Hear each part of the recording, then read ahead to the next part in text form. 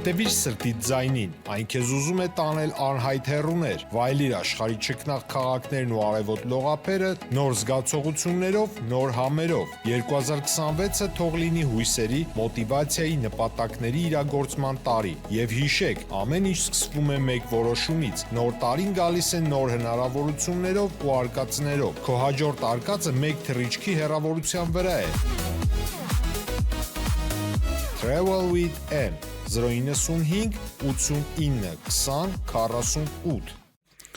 Բարև ձեզ հարգելի հեռուստատողներ, մենք շարունակում ենք կարևորագույն թեմաների քննարկումները, այսպես ես զրուցում եմ Հայկ Նահապետյանի հետ, շնորհակալ եմ պարոն Նահապետյան վերաբերել ընդունելու համար, եթե չեմ սխալվում, Ռուսաստանի կառավարության նախկին ղեկավարներից մեկը Չեռնամիրձինն էր ասել, չէ, երբեք այսպես չէր եղել եւ ահա կրկին ընտրություններն ավարտվեցին, մենք դրանից հետո չենք հանդիպել, հա։ Ընդդիմությունը ըստ էության պարտվեց, եթե զուտ ընտրական բանով նայենք քվեարկությամբ։ Արդյունքներով, այո։ Ինչու այսպես եղավ, որովհետև շատերը վստահ են, որ հաղթանակը երաշխավորված է ընդդիմության, որ Նիկոլ Փաշինյանը շանս չունի, որևէ այլ գործոն հաշվի չէին առնում։ Դուք էլ հավանականությունն եք տեսնում, հնարավորությունն եք տեսնում եւ նաեւ մենք այդ ձեզ հետ քննարկել ենք, որ միասին նաև համաձայն ենք, որ պիտի ժողովուրդը ակտիվ լինի, ըստ էության ժողովրդի ակտիվությամբ կարևոր հարց լուծվեց, Փաշինյանը 50+ չստացավ, հակառակ պարագայում իր երազած համանդրական մեծամասնությունը ստանալու էր, բայց եթե գանք արդյունքներով պարտությանը, ինչու այսպես եղավ։ Նախ հարց Փաշինյանին պետքա համանդրական մեծամասնություն, թե չես կարծում պետք չի, 2/3, սա մեկ։ Այո, ես ասում եմ, որ ակտիվություն երկու տեղում էր, մի տեղում եղավ, մյուսում չեղավ։ Մի տեղում ժողովրդից էր կախված ինքը իր քայլը արեց, մոտ 60% մասնակցություն, 2.5 միլիոն ընտրող է, ամենայն հավանականությամբ մի կես միլիոն Հայաստանում չի, 2 միլիոն 1.5-ը գնացել է, նույնիսկ 60% չէ, եթե այդ դուրս գնացածներն էլ 70%, շատ բարձր տոկոս է։ Այդ ակտիվությունը Հայաստանի քաղաքացին ինքը ցուցաբերեց, բայց երկրորդ ակտիվությունը, որտեղ ես պարբերաբար հորդորում եի, համոզում եի, որ ընդդիմությունը ունի մի գործիք, որը իշխանությունը չունի։ Մնացած գործիքները այս կամ այն չափով իշխանության ձեռքին են։ Դա գաղափարականացված, մոտիվացված, իրար կողք կանգնող ընդդիմության տարբեր դաշինքների, կուսակցությունների, համախոհների հետևորդների իրար կողք կանգնելն էր։ Դա փողոցներ, բայց մինչև ընտրությունները։ Հիշում եք, ես ասում եի, մայիս 28-ին օրինակ ինչու Սաղդարաբադում չնշվեց մեր հաղթանակը։ Ինչու եկեղեցու առաջնորդները իրարից փախնում էին, որպեսզի հանկարծ Փաշինյանը ասած եռագլուխը չլինի։ Ես ասում եի, որ օրինակ ամսի 28-ին մայիսի ի խոնարհումն եւ հարգանքի տուր Գևորգ 5-րդ կաթողիկոսին Սուրենյանցին, որը իրական Սարդարաբադի գաղափարախոսը կազմակերպիչներ։ Իր այդ կեցվածն էր, որ մենք այստեղ կանք։ Եթե չլներ իշխանություններ են ժամանակ Արա Մանուկյանի գլխավորությամբ գնացել էին համոզել, որ Գևորգ 5-րդ կաթողիկոսը եւ հոգեվորականները դուրս գային Էջմիածնից, որտեղ այդտեղ կռիվ չէին ուզում տային իշխանությունները, չէ՞։ Այսինքն մենք հասկանում ենք Գևորգ 5-րդն խոսքերը, որ եթե պետությունը չի պաշտպանում, իրենք են մեր սրբությունները պաշտպանելու, ինչ արձագանք կտա։ Ես ասում եմ, ամսի 28-ին դա նշելու օր չի, դա հարգանքի տուր չի։ Կամ ամսի 8-ին,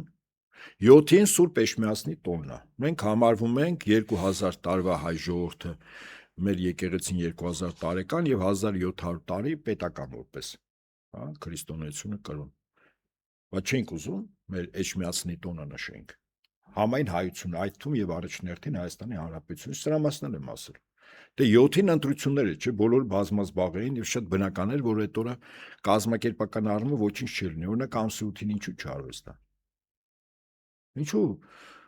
կրկին անգամ ուխտիերտ կազմակերպվել դեպի Էջմիածին, մեր բոլոր շրջաններում ժողովուրդը գնալ եկեղեցիներ եւ այլն եւ այլն։ Ես ասում եմ, այսինքն ընդդիմությունը ունի գործիքներ, որը այդ գործիքը չօգտագործեց։ Իշխանությունը օգտագործեց բոլոր այն գործիքները, ավել կամ պակաս չափով, որ մինչ այդ օգտագործվում են։ Եկեք այս իշխանության մենաշնոր կամ ասենք միակ օգտագործելու իրավունք չէր։ նախկինները եւս արվել էր, չէ՞։ Գործիքները օգտագործել է, բանակն էլ է այս կամ այն չափով օգտագործվել, վարչական ռեսուրսն էլ է օգտագործել, ընտրատեղամասում խախտումներ են եղել, լցոններ են եղել, չէ՞, եղել են, չէ՞։ Եվ ժամանակից շուտ հաղթանակի վերաբերյալ իշխանությունների հայտարարություններ լա, չէ՞ եղել։ Օրինակ այս փորձը ընդդիմության համար փորձառություն չէր։ Օրինակ իրանք հաշվել են, որ եթե 3%, 1%, 2% կենտրոնական ընտրական հայտարարություն է տարածում, հաշվելով, ընդ որում Փաշինյանը ասեց կես ժամից խոսելու այդ ժամանակ 3% էր հաշված։ Ես Ելմանկետը 10% չեմ ընդունում, 3%-ն եմ ընդունում։ Ինքը մտավ եթեր 9% էր հաշված, դուրս եկավ եթերից 12.5։ Վանդիմություն հաշվել էր, եթե նման հայտարարություն արվի, իրավական առումով, բարոյական առումով, կազմակերպական առումով ինչ կեցվածք են դրսևորվում։ Ասում են փողոցի իրավունք մենք չունենք, զոհեր կլինեն, շատ։ Ուժեղ Հայաստանն ասում։ Դուք ասում եք փողոց, այդ մարդիկ ասում են փողոցը։ Եթե ես ասում եմ փողոց, օրինակ, եթե ես ասում եմ փողոց, այդ զոհա նշանակում։ Եթե ես ասում եմ այսի 28-ին ուխտ երթա կազմակերպում 200,000 մարդ գնում է Էջմիածին, այդ զոհա կազմակերպում։ Չէ, արդեն։ Մի վարքյան, ես գիտեմ ընտրականի մասին է, երբ որ Փաշինյանը հայտարարություն է անում, դեռ 3%-ի տվյալներն ունենալ։ Գիտեք, ասենք դու ինչ փողոցը քո համար զոհ է, ինձ համար փողոցը զոհ չի։ Ինձ համար քաղաքացիական անհնազանդություն է։ Ես էլ օրինակ գիտեմ այնպես անել, որ բախում չլինի, վստահաբար եմ ասում։ Եվ հարյուրավոր ժողովուրդներ տասնյակ տարիներով այդ փորձառություն ունեն, չէ՞, անցել են, չէ՞, կարելի է չէ՞ սովորել։ Վերջին հաշվով էլ է, չէ՞, մասնագիտություն։ Ով է ասում, որ անպայման պիտի ոստիկանության հետ բախում։ Այդ երբ որ նման գնահատական տրվեց, հետո այդ հարցազրույցի ժամանակ, հետո նաև ասեց, չէ՞ որ կարող է նաև փողոց լինի։ Իդեպ, հարցը երբ որ տվեց, գիշերվա պահով ասեց ոնց փողոց, զոհեր եւ այլն, ճիշտ է։ Բայց հետո ինքը ասեց, որ կարող է նաև փողոցներ լինի, չէ՞ ինչ այդ ժամանակ զոհեր չէ լինելու, ասել է, չէ՞, ես ուշադիր եմ լսել, շատ, առավել քան ուշադիր։ Եվ հետաբար նորից եմ ասում, դու օգտագործի այն գործիքակազմը, որ դու ունես։ Ասեմ ձեզ, եթե մարդիկ մտածում էին վախի մասին, առաջնորդային Փաշինյան Նիկոլի ճանապարհային քարտեզով, երբ վերջինս ընդդիմադիր էր, հիշում եք Պետրոս Ղազարյանի մոտ վերջինս հյուր էր։ Երբ ընդդիմադիր էր, իրեն հարցնում էր Պետրոս Ղազարյանը, ենթադրենք դուք գիտեք, որ հաղթել եք 50% գումարած մեկ, ինչ եք անելու։ Ինքը ամբողջ ճանապարհային քարտեզը ասեց։ Սկսած նրանից ընտրատեղամասերում արդյունքներ, բարձրաձայներ, ամփոփում, տոկոս, հասկացանք, պարոն Աբիցյան, բայց դա այդ անողները պիտի քաղաքական բան ունենան։ Բա հիմա դա, ասենք, Բորիս Մուրազի կամ Հայկ Նահապետյանի խնդիրն է։ Դուք եք մեղավոր։ Ինչու՞։ Իսկ ով է դատում ինձ, որի մեղավորության չափն էլ իմանում։ Ես նորից եմ ասում, կարելի է սովորել։ Ասենք հենց նույն Փաշինյանից ինչ չեք սովորել։ Մարդը բերն է բերան ասեց ինչ է անելու։ Դիմում է ԱԾ-ին, ներքին գործերի նախարարության այդ ժամանակ ընդդիմադիր ժամանակ էր, չէ՞։ Մարդը ասում է ես ապացուցում եմ, որ ես հաղթել եմ։ Ժողովրդին հավաքում եմ առանց բախումի։ Հավաք եմ անում, այսը փաստերն է, որ հաղթել եմ, հա։ Հետո ասում հարգելի իշխանություն, դուք այլևս իշխանություն չեք։ Պետրոսը սադեց, ասեց, որ գնաց նախարարություն չթողեն եւ այլն եւ այլն։ Ասեց, հա, կբարձրանանք, ասենք հարգելիս դու չես նախարարը։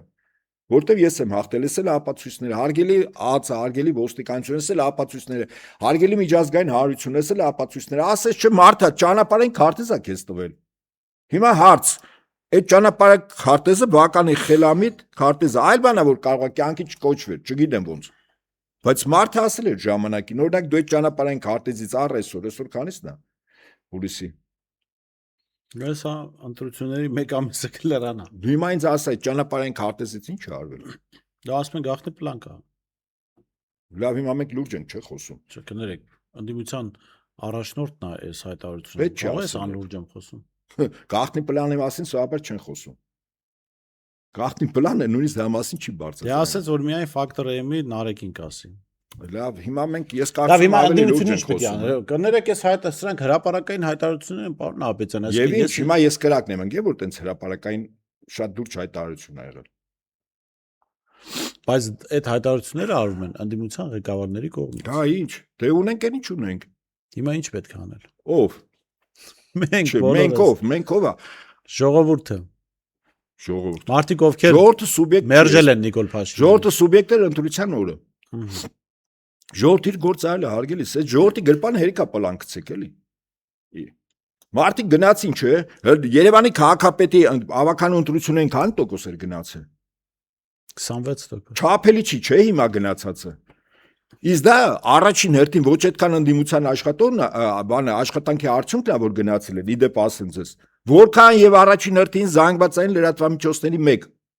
Ստեղ այդ գնալու մենաշնորը ձերն է, նաեւ ձերը։ Երկրորդ այն փորձագիտական շրջանակները 24 ժամվա ռեժիմով արտադրություն բացատրում էին։ Այդ թուն նաեւ ես ինձ շատ համեստ եմ պահում։ Այդ թուն նաեւ ես։ Մենք մեր գործը առավելագույնով արել ենք։ Մենք 60%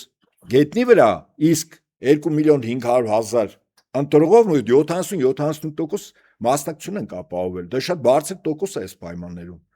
Բայց մնացածը ընդդիմության առաջնորդները չէին հաշվել այս ամեն ինչը։ Բա փորձ կար, Փաշինյանի խոսքը կար, այլ երկրների ժողովուրդների փորձը կար։ Վերջին հաշվով Գանդի փորձը կա, հազար փորձեր կան։ Բա ի՞նչ է ուսումնասիրում։ Ո հրապարակավ ասենք մի կես ժամ ճարտար խոսելը չի։ Բա իշխանություն վերցնելը գիտեք հանակ մասխարություն, հա, ես չեմ հասկանում։ Բարև ձեզ էլի։ Ասма ուզեցինք չտվեց Նիկոլը, անշնորհք տղա է բաստան։ Բայց տեսնում եք դուք էլ եք հեգնում։ Հարգելի, սա երբ որ մենք նայում ենք մեր պատուանից, մեր պատուանի անուն Հայաստանն է, ճիշտ է։ Իսկ հիմա արի նայենք ավելի վեր պատուանից։ Այդ վեր պատուանը ինչ է ասում։ Վեր պատուանը ասում է Հայաստանի օրվա իշխանությունների քաղաքականությունն է, ես նկատի ունեմ հավաքական արևմուտք, Եվրամիություն, ՆԱՏՕ եւ Միացյալ Նահանգներ մի կողմից, Թուրքիա, Ադրբեջան մյուս կողմից։ Իրենց բոլորը ձեռք է տալիս Փաշինյանի վարած քաղաքականությունը։ Ուրեմն այս մարդը կարողացել է, չէ, անել այնպես, որ ձեռք է տալիս։ Իսկ եթե բարձի, որ ինքը այս բոլորը մանևրում է եւ իր խնդիրը, որ Հայաստանը տարածաշրջանը պատերազմից չհայտնվի։ Օրինակ, չէ, մենք ճպտում ենք, եկեք լուր նայենք։ Իսկ եթե բարձի, որ է դա, եկեք ասենք այսպես, ընդդիմությունը պարտվել է, փաստացի են խաղականները, որ դրված էր ընտրությունների ժամանակ, Փաշինյանը հաղթել է թե չէ։ Արձանագրում ենք։ Այո։ Հա ես չի ուզենա որ հաղթեր։ Ես ընդդիմադիր եմ եղել, հիմա էլ եմ ընդդիմադիր։ Բայց ես նաև իրողություններ եմ, հա, հաշվի առնում։ Եվ նա որ պատասխանատվություն է վերցնում իր։ Օրինակ, եթե պատկերացրեք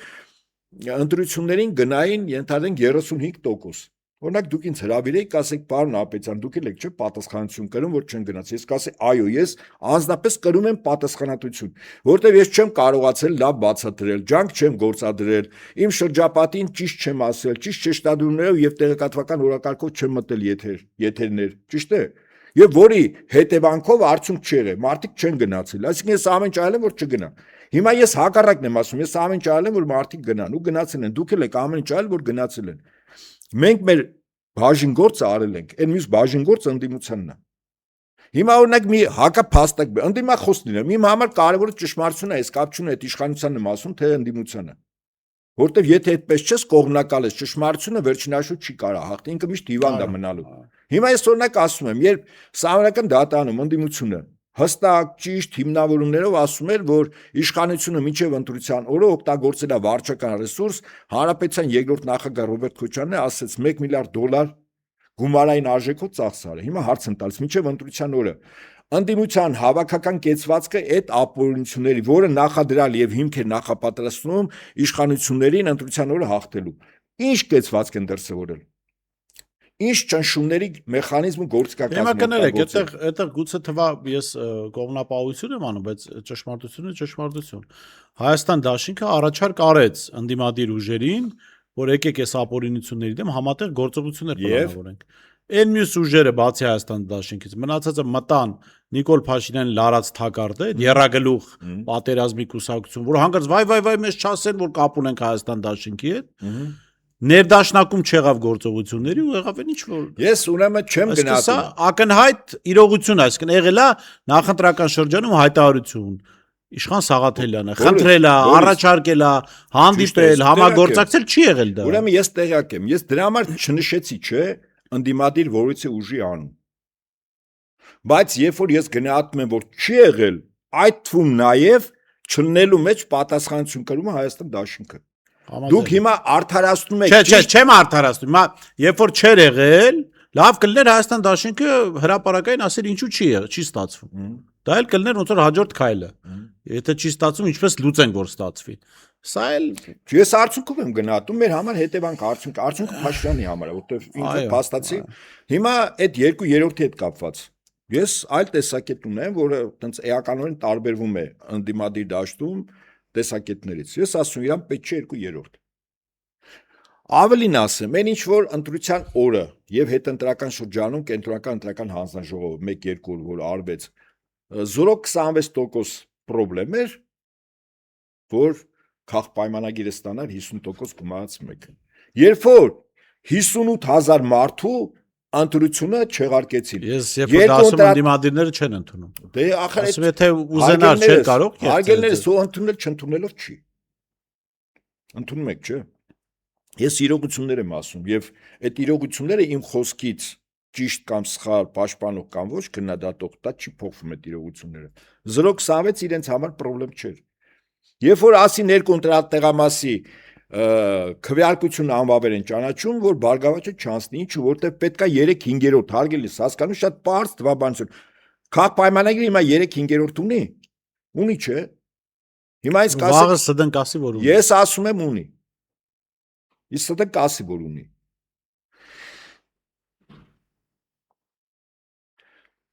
3/5 նշանակում է նաև գլխավոր դատախազ, կենտրոնական ընտրական հանձնաժողովի անդամներ, բարձրագույն դատական խորհուրդ, ելով կանդեղ, հեռուստատեսության ռադիոյի հանձնաժողովի անդամներ, սահմանադրական դատարան, չէ, 3/5 հետա չէ տալիս, բացի կառավարության կազմելու։ Հիմա 2/3 պետք է Փաշինյանին։ Գիտեք ինչ է նշանակում 2/3 Փաշինյանին։ Նշանակում է որ Թուրքիան, Ադրբեջանը եւ իրենց կուրատորները ասելու են արագի մեջ բան նոր սահմանադրություն եւ փոփոխություն։ Դուք մտածում եք Փաշինյանը չի ուզում նոր սահմանադրություն։ Հիմա իրեն եկեք ուզել Սա հարց հեռուստադիտողներից։ Սա ուրեմն նորից եմ ասում, սա իր ուզել չուզելով չի, ինքը ռիսկերն է գնահատում։ Հիմա տեսականորեն նայենք 2/3 հավաքել է։ Եթե հավաքել է եւ Ադրբեջանը, եւ Թուրքիան, եւ նույն Փաշինյանը,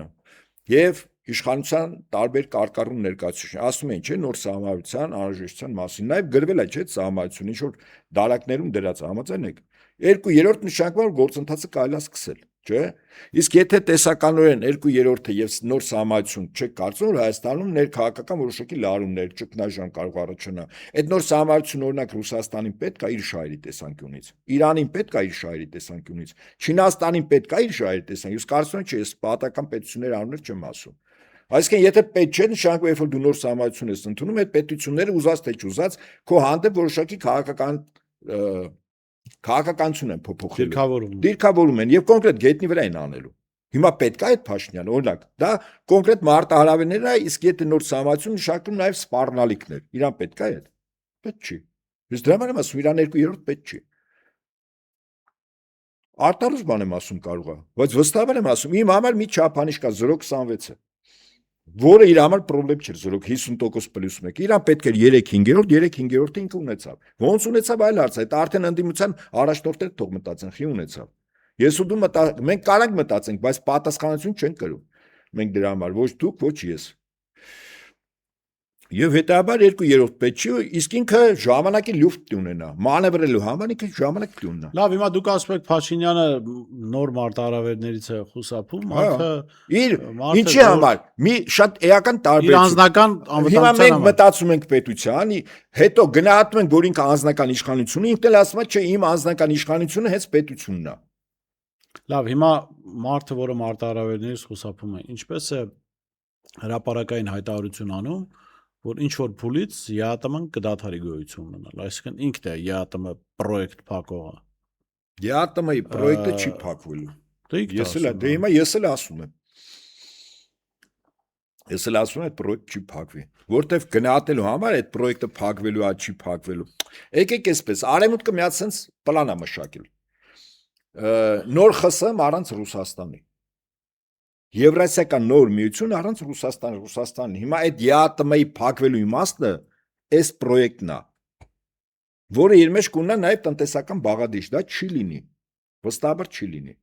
որտեղ նրանք ովքեր որ պլանավորել են արևմտյան ուղղային կենտրոնները եւ առաջներտին Միացյալ Նահանգները, իրանք մտածում են Ռուսաստանը ոնց դուր մեկուսացնեն։ Հիմա այն ինչ որ կատարվում է Հայաստանում, կատարվում է Ադրբեջանում, կատարվում է Մերձբալթյան հանրապետություններում, կատարում է Միջինասիական հանրապետություններում, դա Ռուսաստանին մեկուսացնելն է եւ Ռուսաստանի պարագծով կրակի օղակներ ստեղծելը, լարումներ, լարվածության դաշտեր։ Այդ դաշտերի մի մասը գետնի վրա վերածվում է ռազմական բախումների պատերազմի, մի մասը տնտեսական, մի մասը շրջափակման։ Օրինակ Մոլդավիան ինչով է խնդրեմ Ռուսաստանի համար շրջափակում 400,000 ռուսախոս Ռուսաստանի քաղաքացի Մոլդավիայի Մերձդնեստրի հանրապետությունում Ղարաբաղի կարգավիճակով գերեվարված, որտեղ անկլավ է։ Պրոբլեմա է Ռուսաստանի։ Մոլդավան արդեն այդ պրոբլեմը առաջացնում է։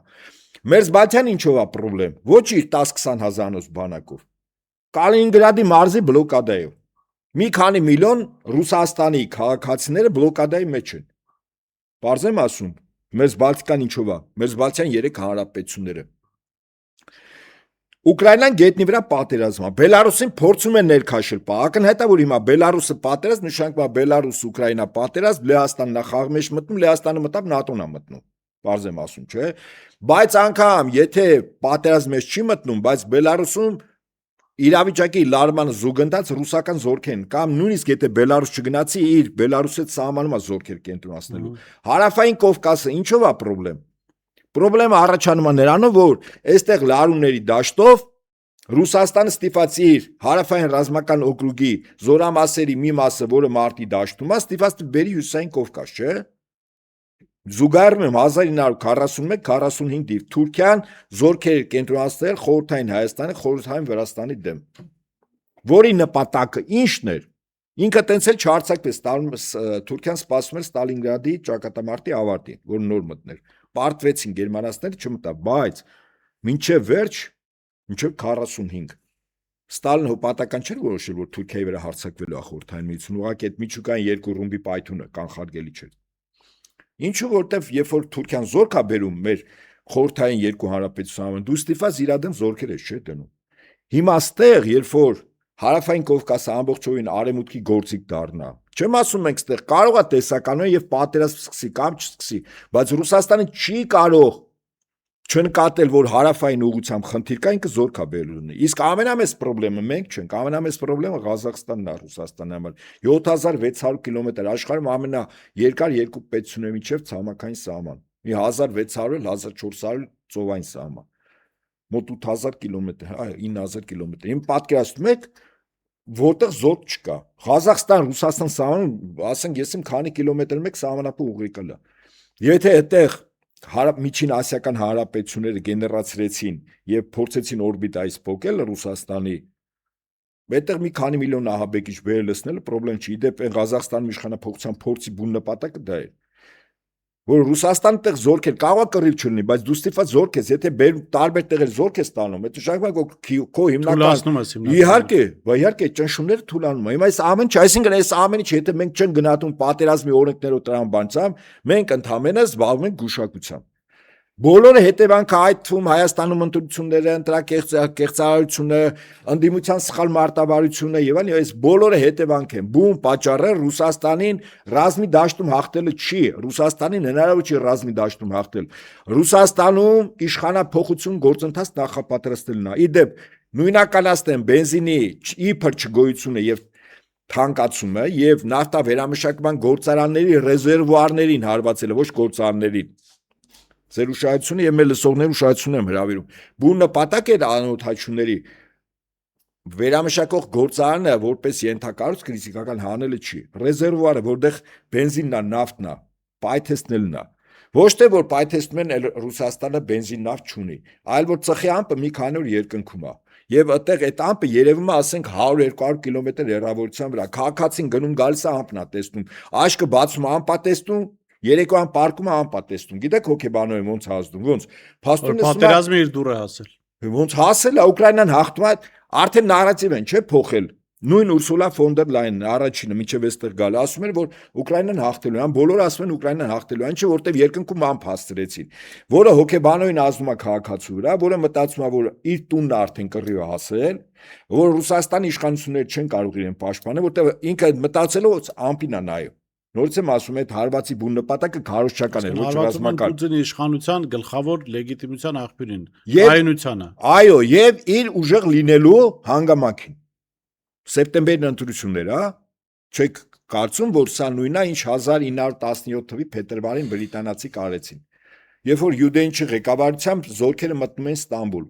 Կոստանդնապոլիս, Բոսֆոր Դարդաներն էլ Անտանտի որոշմամբ պետք է անցնել ռուսներին։ Այդ թվում նաև Ցարգրադը, ռուսների ասած կամ Կոստանդնապոլիսը կամ այսօրվա Ստամբուլը։ Նույնիսկ վիճակը էդ էր։ Եվ ինչ արեցին ընդամենը։ Թիկունքից հարվածեցին։ 6-րդ շարասյուն ստեղծեցին, որի մեջ Ռուսաստանում մտան Նիկոլայ II-ի զարմիկները, արյունակիցները, մտան գործանատերեր, ֆաբրիկանտները եւ մի շարք գեներալներ։ 6-րդ շարասյուն, որ ուզում է իշխանությունը խլել, բայց 5-րդ շարասյուն չկա, փողոց չկա։ Փողոց ոնց գեներացին։ Մի շաբաթ սև հաց խանութները չտարան Սանտ Պետերբուրգում։ Հաց կար է, սև հաց չկար։ Ժողովուրդ սև հաց է, սպիտակ հացը կա։ Հիմա այս զուգահեռում եմ այդ հացը եւ բենզինը նույն իրավիճակը 80-ականների վերջին, որ Մոսկվայում խանութները դատարկվում բայց են, որ իրականում դաշտերում լցված է։ Այո, ինչի համար։ Դժգոհություն առաջացնելու հիմա այս բենզինը նույնն է։ Սև հացն է նույն բենզինը, որտեղ բենզին չկա, նա իբր չկա, թվացial չկա։ Գյուղ մթերքի հավաքման ակտիվ շրջանն է, չէ՞, դուք էլ հողի վրա աշխատող երիտասարդ գիտեք, որ հիմա հավաքում են։ Վառելիք չկա, չես կարող հավաքես, վառելիք չկա, հավաքածտել չես կարող տեղափոխես։ Վառելիք չկա, մեկ է խանութները սնունդ կարող է չմտնի։ Բարձ եմ ասում։ Այսինքն Ռուսաստանում հիմա պատրաստվում է պետական հեղաշրջում։ Բայց Վլադիմիր Պուտինը Նիկոլայ II չի։ Բարձ եմ ասում։ Բոլոր առումներով, որտեղ այդ պաշտպանիչ շերտերը ստեղծելա ճիշտ է այդ 6-րդ շարասյունը ամբողջովին չի մաքրվել։ Ստալինը հասցրեց 37-ից 41 թիվ 6-րդ շարասյուն մաքրել մաքսիմումով։ Եվ խորհրդային միության վրա ատոմականները, որ ճաք են ունենում եւ արտահոսքա ռադիացիայի գմբեթ են չէ դնում արհեստական Չեռնոբիլը։ Ստալինի ժամանակ տեղեկատվական առումով այդ գմբեթը դրվել էր։ Ճեղ չկար, որ արևմուտքի քաղաքական նարատիվները մտներ սովետական քաղաքացու ուղեղը լվանար։ Հիմա նույն Իրանը եւս այդ գմբեթի շնորհիվ Շատ ճիշտ է, գերազանց է, իհարկե։ Իսկ հիմա Ռուսաստանը որ աշխարհում պետությունը փորձում է ինքնիշխանության ճանապարհով գնալ, այդ գմբեթը պարտադիր է։ Չինաստան, Հյուսիսային Կորեա, Իրան, Ռուսաստանի Ռուսաստանը չկա։ Ու հա, ճիշտ է։ Փաստեք, եւ Ռուսաստանի խոցելությունը, շատ ճիշտ է։ Ռուսաստանի խոցելությունը հենց դրանում է կայանում։ Այդ գմբեթ, ես նորից եմ ասում, եթե գմբեթ լիներ, այդտեղ ամպը լիներ, չլիներ, մարդու համար մեկ էր։ Այդ գմբեթից են կողմեր լինելու։ Հիմա ամպը կա, մարդը մտածում է, դժգոհություն, վախ, անհուսություն իշխանություններին չհավատալ։ Այդ ամպի իմաստը է դա։ Վստահաբար եմ ասում, չի հարվածել որևիցե նավթա վերամշակման գործարանին, հարվածել է ռեզերվուարներին, որը ամպը առաջացնի, որտեղ մարդը մի շաբաթ գնագա այդ տեսնի։ Ավելին ասեմ, Ռուսաստանում ադրբեջանցի օլիգարխ կա։ Այդ հարվածների ժամանակ այդ օլիգարխի օբյեկտներն է, չէ՞ տուժել։ Այդ պատահական էր։ Այդտեղ էլ գիտեք ինչ է, ռուս նացիոնալիստի ազգային սնապարտությունն է խոսում, ասում է, ախ, այս թուրքերին, այս ադրբեջանցիներին, այո, պետք է սս կզստել։ Մեր սլավոն ախպերները։ Սլավոն ախպերները։ Բարձեմ ասում, հաշվարկը ոսկերչական ճշգրտությամբ արվում։ Այսինքն Ռուսաստանի դեմ պրոֆիների բանակ աշխատում, տեղեկատվական բանակ աշխատում։ Ի տարբերություն դրան Ռուսաստանը այդ բանակի ստորաբաժանումներ չունի, սա արձանագրենք, եթե ունենար, այս հակառակորդը չեր անի այս բաները։ Իդեպ այդ նույնը վերաբերում է նաև Հայաստանին։ Իդեպ հետաքրքիր է, ես հետևում եմ արևմուտքում ծվարած ռուսախոս այդ քարոզիչներին, որոնք YouTube-ում բավական ակտիվ են, ուրեմն իրենց նարատիվները այնքան նկատելի է, որ նպատակը Ռուսաստանի ներսում անվստահության մթնոլորտ սարքել, խառնաշփոթ սարքելն է, ուրեմն բանի զորահավաքի ժամանակ, մոբիլիզացիայի ժամանակ, այդ ամբողջ քարոզչական ճակատը խոսում են, վայ, մեր տղերքին տանում են պատերազմ, ով կարող է փախեք երկրից, հանկարծ չգնաք պատերազմ, իսկ երբ սկսեց Իրանի դեմ ամերիկյան պատերազմը, տեսեք, Ռուսաստանը դավաճան է իր դաշնակից Իրանին ռազմական օգնության չի հասնում։ Այսինքն ռազմական օգնություն նշանակում է նոր մոբիլիզացիա, որը առիթ կտա իրենց ասելու, որ փախեք էլի բանակից։ Եկեք այսպես, հա, արձանագրում ենք։ Տնտեսական առումով արևմուտքը ձախողել է պատժամիջոցներով Ռուսաստանի ծնկի բերել։ Ոչ միայն տնտեսությունը կարողացավ դիմագրավել մարտահրավերներին, այլև շատ գործարաններ էս վերջերս ռուսները զրոյից մինչև թռիչք տարբեր տիպի քաղաքացիական ինքնաթիռների դեպ տնտեսության իրական չափորոշիչներից մեկը գնահատման դա ինքնաթիռաշինությունն է, հա, որտեղ իր մեջ ամեն էլեմենտ կա։ Վերջերս եղավ Ռուսաստանի նախագահը գնաց մի քանի տեղ այդ ինքնաթիռները փորձնական որ թռչում էին։ Տնտեսության վրա այդ ազդեցությունը չունեցավ։ Կենցաղում սնունդի մարդկանց ապրելակերպի վրա էական ազդեցություն չունեցավ, հաստատ։ Մարտի դաշտում էական ազդեցություն չունեցավ։ Միակ ազդեցությունը ընկալումների, պատրանքների դաշտն է, մարդկանց ուղեղի վրա ազդելը քարոզչականով։ Այո, այդտեղ արևմուտքը ուժեղ է, եւ արևմուտքը այս պահին հաղթում է։ Իհարկե, ասենք ռուսները կես կատակ կես լուրջ էսպիսի բան կար, ասում այդ գերմանացիները քարոզչական դաշտում հաղթեցին, բայց ասում Բերլինի մատույցներում, երբ որ T-34 տանկի հրամանատարն ու մեխանիկ վարորդը մեջը արդեն թիրախավորում են Ռայխստագին, որ խփեն, այսպես քրտինքը մաքրելով ասում է, Վանյա ասում է, իրոք տեղեկատվական պատերազմը պարտվեցին կրակ։ Այո, իշում։ Լավ անեկդոտ է դա։ Բայց եկեք արձանագրենք, որ այս գործիքը էական ազդեցություն ունի մարդկանց ընկալումների Ընթացքի վրա պատերազմը, դա կարող է լրիվ շեղել, ասենք։ Ոնց տեղեկատվական տրամադրությունների փոփոխությունը։ Մեկ օրինակ բերեմ։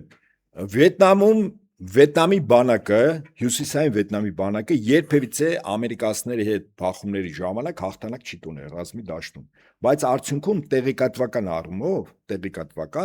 ամերիկացիները պարտվեցին եւ զորքերը դուրս բերեցին Վիետնամից, այդ թվում նաեւ հարավային Վիետնամից, ճիշտ է։ Ճիշտ է։ Այսինքն տեղեկատվական պատերազմի գործիքը դարձավ վճռորոշ բախումների ժամանակ Վիետնամի ժողովրդի հաղթանակի։ Սա շատ կարևոր է։ Իսկ հիմա գիտեք ինչ է արվում։ Այն նույն բանը արվում է, Վիետնամը դիտվում է որպես ով Ուկրաինան, իսկ Ամերիկան դիտվում է որպես ով Ռուսաստանը։ Այսինքն տեղեկատվական գործիքով, եթե կարողանաս Ռուսաստանին հաղթել, ինքը ստիպված զորքերն է հանելու, ոնց որ Միացյալ Նահանգները Վիետնամից չանեցին զորքերը, եւ պարտվեցին։ Որտեվ ժողովուրդը պահանջելու զորքերը հանել։ Շատ ճիշտ է։ Այսինքն այս բոլոր գործընթացի իմաստը նա է։ Մենք եթե մենք սա չենք հասկանում, մեր ցանկացած վերլուծություններ քաղաքական տարածաշրջանային ընդհանրապես գուշակությունն է մեկ բաժակ Ռուսաստանի դեմ այդ ամբողջ գործընթացում օգտագործում են նաև Փաշինյանին, չէ՞, բարձր որ սա հենց այնպես չի արվում այս հայտարարությունները։ Իհարկե։ Բայց մենք տեսնում ենք նաև որ ռուսական պատժամիջոցները այս պայն էական ազդեցություն չունեն Հայաստանի իշխանության վրա։ Ինչ կարող է տեղ ունենալ, այսինքն Փաշինյանը պլստալու է իրավիճակից, թե ի վերջո պիտի փորձի ռուսների հետ լեզու գտնել, թե սրելու է։ Եկեք այսպես ավելի շուտ իրենով սրելու են խաղը, ոչ Փաշինյանը սուբյեկտ չի որ։ Եկեք այսպես Ռուսաստանին պետքա որ ստեղ ռազմական գործողությունների թաթերաբեմ դառնա այս տարածաշրջանը, ոչ։ Պետք չի։ Ռուսաստանը ամեն ինչ անում է իր համար երկրորդ ճակատ չլինելու համար։ Շատ կարևոր է։ Այ Բելարուսում հիմա ստեղծում են։ Այստեղ պետք չի։ Հիմա կռիվ Փաշինյանին պետքա։ Ոչ։ Բայց փոխարենը Փաշինյանը հասկանում է, որ եթե Ռուսաստանի պատժամիջոցները ժողովրդի կենսամակարդակի վրա իրապես ազդեն, Հայաստանում ներքաղաքական լուրջ ցնցում կարող առաջացնել, որը ցանկացած պետություն այդ թվում նաև իր ոչ ուղակի վերադաս հանցացող Եվրամիությունը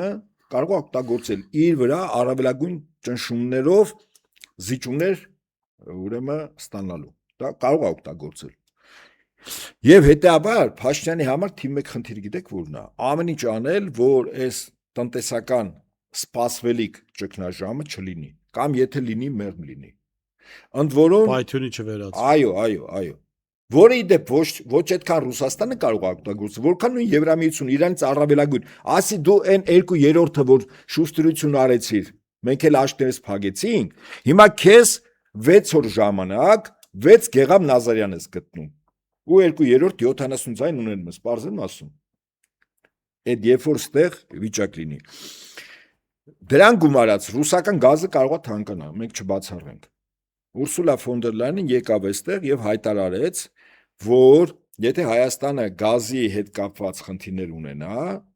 Եվրամիությունը պատրաստ է այդ խնդիրները լուծել, նաեւ երկու օրինակ բերեց։ Մոլդավիայի եւ Ուկրաինայի օրինակները բերեց, որտեղ իրենք արդյունավետ օգտագործել են։ Բայց եկեք նայենք, Եկեք նայենք, Մոլդավյան գազ տանում է Ռումինիայից։ Ռումինիան Մոլդավյան համարվում է սեփական տարածք։ Նաև այդ հարցը արդեն բարձրացվել է նորից, որ պիտի միանա Ռումինիային։ Սեփական տարածք ինքը գազ տալիս է Մոլդավիային։ Խնդիր չկա ռուսական։ Ուկրաինան ստանում է եվրոպական գազ ռևերսով։ Մտնում է Եվրոպա, հետո Եվրոպայից մտնում է Ուկրաինա։ Հիմա հարց. Եվրամիությունը, եթե մեր գազը թանկանում է եւ ձեռնտու չի Հայաստանը որ գնի, կամ փակվում է։ Հիմա հարց. Այդ Իրանի գազն է, խողովակի տրամաչափը։ Շատ ճիշտ է։ Այսինքն Ուրսուլան եկավ եւ հրապարակավ ասեց, որ դե այստեղից գնաց Բաքու։ Չէ, Բաքվից եկել է։ Հա, ամեն դեպքում տարածաշրջանային այց էր։ Ինքը Բաքվում ես կարող եմ Այսինքն Բաքվում Դաբրոն արդեն։ Այո, ինքը վստահաբար Դաբրոն չէ, Ուրսուլան իրեն պատկերացնում է եվրոպական մայրցամաքի կայսրուի, ինչ Դաբրո, մի հատ էլ Ալիևից Դաբրո դիստանա, բայց Ալիևի քաղաքականությունը հավասարակշռված, պատկերացեք շահերի լուրջ բախում ունեցող Իսրայել եւ Թուրքիան շահեր ունեն Ադրբեջանում եւ այնտեղ պայթուն չկա, իշխանափոխության փորձ չկա, մահափորձեր չկան, հա, բարձ եմ ասում, չէ, ամեն դեպքում Ալիևը կարողանում է իրավիճակին տիրապետել։ Եվ ամենայն հավանականությամբ ստանա ինչ որ բան դրա դիմաց, հո ձրի գազ չի տալու։ Անկամ փողի դիպած գազ։ Իրան փողը առանձնապես ոչ տակ է, ոչ սառն է։ Ինքը ստեղ Հայաստանից փող չէ։ Հայաստանը փող տուն է։ Անկամ վճարվող գազը քաղաքական լծակ է։ Իհարկե։ Դու իր նախ իր ասեղի վրա ես նստացնում, թե իրանց ես կախված։ Ես կարծում եմ, որ Ուրսուլան եկավ այստեղ հրապարակավ ասեց, որ այդ ձեր ասած Դաբրոն ստացած է, եթե մեկ ցուրտ զմերտի անցկացնենք միջև գազամուղ եւ այլն պատրաստվի, որ մտնի բան, խնդրեմ չի այդ փողով էլ կօգնենք, մարդիկ հոսանք ես կոմենկո, վատ չի լինի։ Ես ինչի համար եմ ասում, որ Եվրոպային Եվրամիությանը պետքա որ Հայաստանը տնտեսապես կտրվի, այդ թվում նաև Այդ դեպքում նաև Ռուսաստանը պիտի հասկանա, որ այդպես կտրուկ սանկցիայի գնալ գազը փակել կամ էական թանկացնել, դա Հայաստանին Թուրքիայի Ադրբեջանի գիրկը նետելու նման մի բան է։ Ճիշտ է, ես ավելին ասեմ։ Եկեք պիտի վերջի քայլը չանեն։ Նայեք, եկեք ես այսպես իհարկե։ Նայեք, զուգահեռ Ուկրաինայի օրինակով, այո։ Հիմա Ուկրաինայում ցուրտ զմեր, սոված օրեր, զոհեր, ողբ կա, չէ՞։ Ժորտ տանում է, հիմա մի մասը ցավով է տանում, մի մասը հերոսաբար է տանում, մի մասը դժգոհությամբ, այլ հարց է։ Իշխանությունը մնացել է, ժողովուրդն էլ տանում է, չէ՞։ Հիմա մեր մոտ մի քիչ ցուրտ լինի, մի քիչ սոված լինի, մի քիչ գազը չլինի, հետո վաղը կռիվ լինի, այս ամեն ինչ տանելի է, եթե իշխանությունը իր գործիքակազմը ամբողջովին ձեռքն է, այդ թվում նաև իրավունքի դաշտում։ Ձեր մտքի հետ համեմատելով տանեք։ Այստեղ կարևորը Ռուսաստանը սանկցիա գործադրելիս կարողանում է այն ամպը ստանալ, թե չէ։ Եթե ամպը չի կարող ստանալ, սանկցիան որևէ իմաստ չի ունենա։ Իդեպ ասեմ, իհարկե, շատ ճիշտ է, այստեղ ամպի խնդիրն է։ Իդեպ 2 օր առաջ Կիևին որ հարվածեցին, դուք զգացիք ինչքան ամպեր հայտնվեցին Կիևի երկնքում։ Այդ ամպերի իմաստը ո՞րն է։ Ուկրաինացիների մտքի ու սրտի վրա ազդել է։ Ոնց որ ռուսական նավթավերամշակմանի ռեզերվուարները, այդ պահոցները պայթում են, այդ ամպը առաջանում են։ Իհարկե ամպն է։ Այստեղ ամպի խնդիրն է։ Մեծ հաշվով լավ գազը լավ, այսպես ասենք, Ռուսաստանը Հայաստանի հետ տնտեսական հարաբերություններ քաղաքական որոշումով է սկսել, ոչ թե տնտեսական շահը չի, որ 177 ու 5 10-որդական ավելի բարձր է, տնտեսական շահը Ռուսաստանին բրդում է դեպի Ադրբեջան եւ Թուրքիա։ Շատ ճիշտ է, Բաքու այդ խի անում։ Ավելի մեծ ծավալներ կան։ Քո համար քաղաքականով է, չի անում։ Հիմա դու երբ որ քաղաքականը հանում ես, ինքն էլ հիմնավորում է տնտեսականով։ Ասում եմ դե իհարկե տնտեսը, բայց ես ամբողջովին համակարծիք եմ, այսինքն Ռուսաստանը կարմիր գծեր կա, որ պիտի չանցնի, որտեվ անցավ այստեղ քարոզչականով հետ գալ չի լինի։ Այդ արդեն շատ դժվար է։ Ես Ուկրաինայի օրինակը պատահական չեմ բերում։ Ընդ որում ես ուզում եմ նաև մեզ լսողները ավելի լուրջ ու խորքային նայեն համապարփակ, երբ որ Ռուսաստան նախագահ ասում էր, որ Հայաստանը գնում է ուկրաինացման ճանապարհով։